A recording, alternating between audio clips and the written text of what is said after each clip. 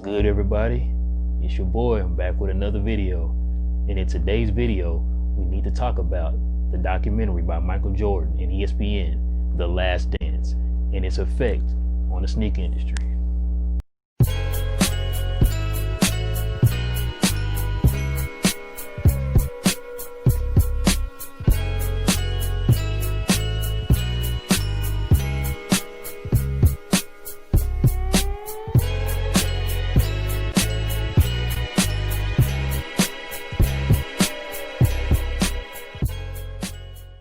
Let's get into it. The documentary, The Last Dance, has to be one of the best sports documentaries that I've ever seen. Produced by Michael Jordan and ESPN, better known for their 30 for 30 documentaries. This right here highlights the career of Michael Jordan along with the last season that the Bulls won a championship together. There being only 2 episodes left, there's a lot to take away from this documentary. I got a few points that I want to hit on before we get into the sneaker industry's effect from this documentary. Point number 1, we have to talk about the effect of the front office on this dynasty. Now, I know a lot of people are blaming Jerry Krause, which is, to be fair, he was a GM, but we can't give a pass to Jerry Reinsdorf. He was the owner of the Chicago Bulls in this time and could have put a stop to this from day one. Knowing what he had, knowing the engine that was running, knowing the money that was being brought into the city and to the league, he had a chance to stop it from it getting any worse than what it got.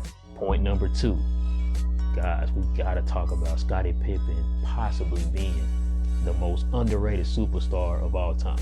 We're talking about a 50 greatest player, a Hall of Famer, a 7-time All-Star, the 94-95 Steals champ, 6-time NBA champ, 7-time All-NBA, 10-time All-Defense, and the 93-94 All-Star MVP.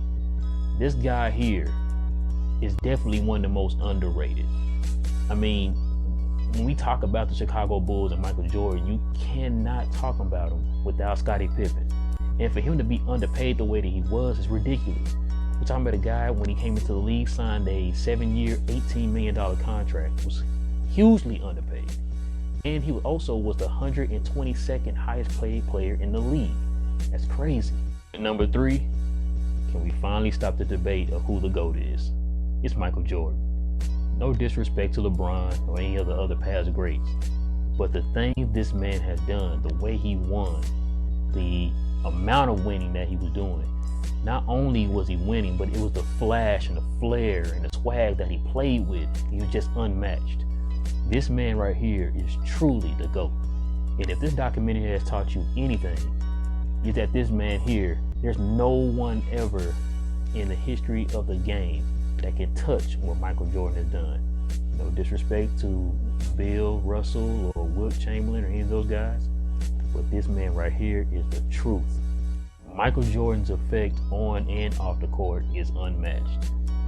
And we're going to talk about some of the shoes that we saw on The Last Dance. Let's just see how that affects the prices of them. And these prices are strictly from StockX. So let's start with the Air Jordan 14 Last Shots. Right now they're running at about $367, which is not bad. You know, once you add in taxes and shipping fees and things like that, it'll be over $400. But from what I've seen, that's the cheapest of some of the major shoes that were worn by Jordan that you see in the Last Shot documentary. So the next shoe that we have are the Air Jordan 12 Flu Games. Right now on StockX, those are going for $435. So once again, you add in the taxes and you add in the shipping fees, they're gonna run you close to $500. So, you know, those are famous for him dropping the 55 with the Flu against the Jazz. So it's got a nostalgia factor to them, so they definitely. The next shoe that I want to talk about are the Air Jordan 11 Concords. And if you've seen a couple of my past videos, you will know that's one of my all-time favorite sneakers, if not my favorite. It's a toss-up between the Concords and the Bred 11s. Those are two of my top favorite shoes of all time. The silhouette itself is my favorite shoe of all time.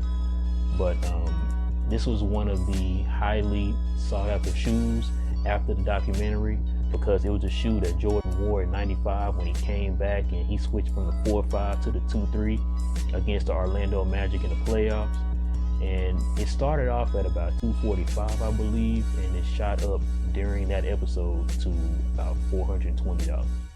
The last shoe I want to talk about is arguably probably the greatest Jordan sneaker of all time amongst the sneaker community, and that's the Air Jordan 1 Chicago colorway. Now, I looked up two different ones. I looked up the 2015 version, which right now StockX is going to run about $13.85. Yeah, you're right. You heard me right. $13.85. And I also looked up the original colorway, the original 1985 Jordan Chicago colorway, and that one's going to run you over $23,000. Yes, $23,000. You heard right. Now, with that being said, those are just a few of the sneakers that were affected by the Last Dance documentary.